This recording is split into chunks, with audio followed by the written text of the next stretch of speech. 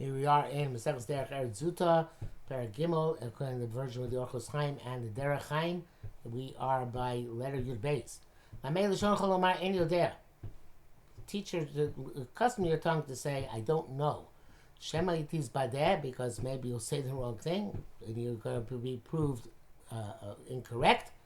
And you will be seized. Interesting language. The Derech Chaim says, "Lamed v'chulek sheyesh ezer davar shelo tuchal levarer la'shomim shu kidvarecha." When there's something you cannot clarify to the people listening to you that it's like you say, "Afi ma emes kidvarecha," even though the truth is that you're right. Al tachlit la'shomei shadavar muchla kidvarecha. Do not say decisively to the person who's listening that it's clear and decisive that you are correct. Shema me'ezer tu she'el la'shomei, not because you're making a mistake. Maybe he's going to make a mistake. You won't be able to clarify them as a mistake. Tizbada, you're going to be looked at as somebody who's been proven wrong.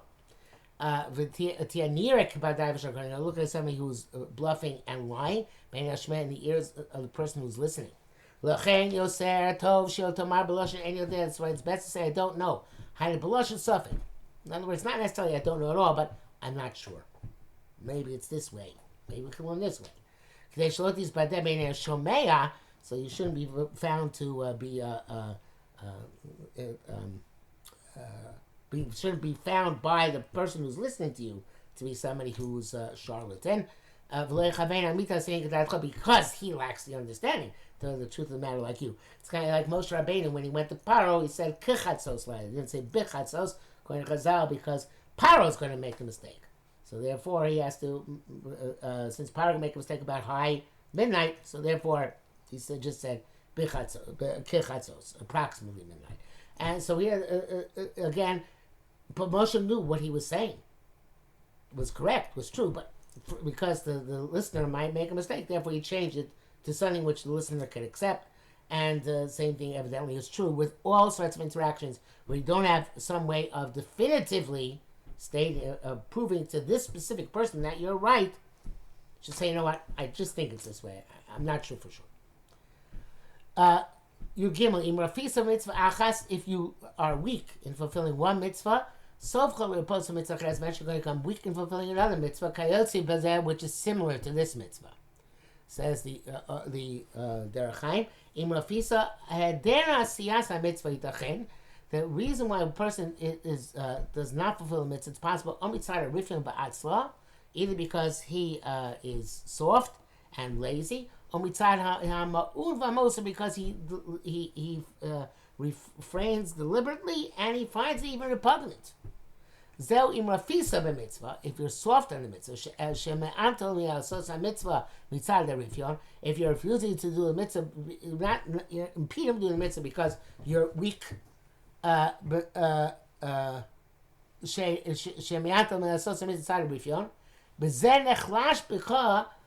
weakens within you. Your whole diligence to mitzvahs is diminished. In other words, you have this characteristic that you're lazy. This laziness is going to carry, and a similar mitzvah also you're going to say, you know what, not for me. Yudal, ima hakalosa pumcha. If you made your mouth frivolous, loga mitzvah achas, to discuss one mitzvah frivolously, so eventually going to be frivolous about other mitzvahs as well. You can be a fisa. No, that one we just did. Yudal, sorry. Im v'chule. This is the second flip side of what the Derech Chaim was saying before.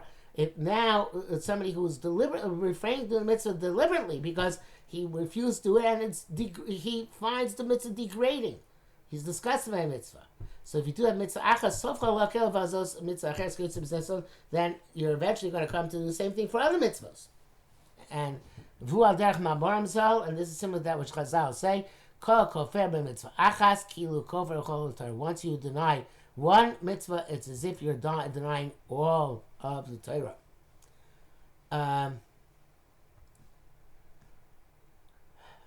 He brings here down in the in the Orchos Chaim, in Meseches Baba Basar, Amar Aviv Namarav, called Persian Divrei Torah, anybody separates himself from Divrei Torah, Ochlaso, Eish Ochlaso, is consumed by fire. Shneimar Asati Panai Bohem, going to direct my face at them. Eish Yotzo v'Eish Tochlem, they came from fire, and the fire will consume them. Anybody who's weak in Torah, no fell again and he falls into hell. Somebody who veers off the path of intellect, he will rest among the ghosts. These are the two things we're talking about. Anybody deliberately he's Torah, deliberately mitzad meals because he refuses to do something and he finds it disgusting. The fire of Ganem consumes him. Shenidon beganem, he's judging Ganem. Shneimar emesh yotzo b'kavana. They came out of fire with a kavana, which is antithetical to the mitzvah. Therefore, the fire will burn and consume them. Rabbi what was this? Rabbi Dimi. Dimi var inyan hasheni. He explains the second type. Called marpatz modibit. Anybody weakens his grip on Divrei Torah. Shemavata termisad rifim, but actually then it doesn't learn or do the mid-Torah because of weakness and laziness. Oz on choking mida so. He's punished mida connected mida. Fishu tomi derech hasecha, since he's deviating from the pathway of intellect. Because not maliciously or deliberately, but just because he's weakening himself. Looking to rest. He's going to rest in Gehenna among the ghosts. He's a lazy guy. He's munach. So mida connected mida is going to be munach in Gehenna. But he won't be consumed by fire. But that's where he's going to rest. So we have a very big finish here. The Kabbalah talk about Gehenna Shel Esh, Gehenna Shel Shelig, the fiery Gehenna and the snowy Gehenna, but there's an additional Gehenna, the Gehenna of people who were lazy. They're not getting fire, they're not getting snow, but they're stuck down there anyway. And that's the person who's merapa himself, Divrei Torah, who weakened himself, not a person who repudiated Divrei Torah. Tesvav, imavarta divrei Torah b'ritzoncha. If you over divrei Torah by your will, ma'avirim oscha b'ritzoncha v'shlo b'ritzoncha, you will be cast aside by whether with your will or against your will. Interesting expression. Says Derech Vartel divrei Torah chelke mitzvah b'asiyasa. Say the two parts of mitzvah. Mitzvahs. One is to do positive, and to refrain from negative. Leval asos amuzar b'lotase, not the new things which you're warned not to do with the lotase. Neheder, but you don't do a mitzvah. It's possible you didn't do it for the reason we spoke about. Or mitzad rifin because he's weak, or mitzad or because of a refusal, repugnance. Achbasia, that's to refrain from doing good. But to actively do something bad, this you can't say it's because of weakness. Because this weakness, by definition, impedes even bad deeds. You're in stasis. He did something which is actively bad. It must be that he did something on which has been forewarned. Through his will, as a result of desire, etc. So this is if you transgress, violate you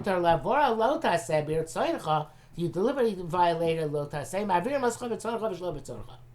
They take you away whether you like it or not. Like we explained above, the judgments of a person and those things which happened to him, mehem nenash shalom midaito. Some of them happened to you without your consent or warning, such as Shabah Hashode Bigvulo, a thief comes into your area, sometimes a person goes and does something which is harmful to himself on his own volition. that is with your rotza. Kol od. I'm sorry. B'shlovet tzoncha mashu lo midaitcha. Again, zeu tzoncha mashu midaitcha, and that's what you have das. And shlovet tzoncha is what you don't have das. But there's something else here. Also includes the eineha and yane adam hema b'maise b'mdibur machshava. Everything a person does can do at 3 levels: deed, speech, and thought. So im rapisa mitzvah maseh. If you are weak in a mitzvah in which you have to act, hakilosa pumach b'dibur. Then it would be difficult. Obviously, it's because you spoke ill of the mitzvah. Avarta b'irtzoncha. That's memachshava. So the 3 parts of the Derech Zuta till now, which you did today, im rafisa, that's in the Maisa. In Chalusa Pumach, that's the Dibur. And finally, im avarta, that's the machshava. Because it says im avarta ator b'irtzoncha, in the Ratzon, not in practice. That's nice. What's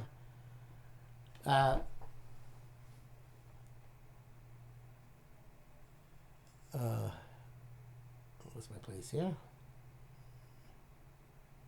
Yeah. Again, Zoe Rafisa Mitzvah B'Maisa, Hakilosu Pumach B'Dibur, Avarti Mitzvah B'Machshava. Call Rafisa, and also includes the Rafisa and Asiyas Mitzvah B'Liz Rizus, the mitzvah without diligence. Hey, Hakilosu Pumach and Asiyas Mitzvah B'Zayon.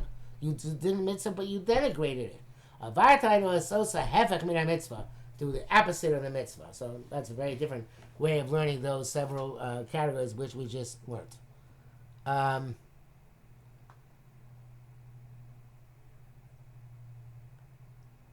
It's interesting. It's not necessarily. It is connected, obviously, but he says Yaakov should stay with Lavan. Rivka told him for several days. So Chamas achicha, af achicha, mimcha. Chamas achicha, af achicha, mimcha. Shestimas Esav Yaakov, the hatred of Esav Yaakov, was for 2 things. Avur B'chor Shemachalo, because of the B'chor which he had sold him. Avur Bracha Shalakachal Me'avim, and those for the brachas he took from his father. Now, Ina B'chor Davar Shemidaito. The B'chor was something he did on his own volition. Shari B'tzona Machalo B'chorasa, with his own will he sold him his B'chor. Therefore, his primary detestation, his primary claim was against himself. She skill our souls that he did something foolish. To sell the birthright for a pot of lentils. On the other hand, the theft of the brachos, he did not acquiesce to that, obviously. That's why he's very upset at Yaakov. She should stay with him several days. Chamas achicha mitlunas atzmo b'nei b'chora. Chamas achicha means his being upset at himself because he sold the b'chora. And gam also you have to wait at shuva achicha mimcha. So your brother anger at you has quieted down. V'var brachos. You forget what you did to him, and that is a beautiful, beautiful pshat.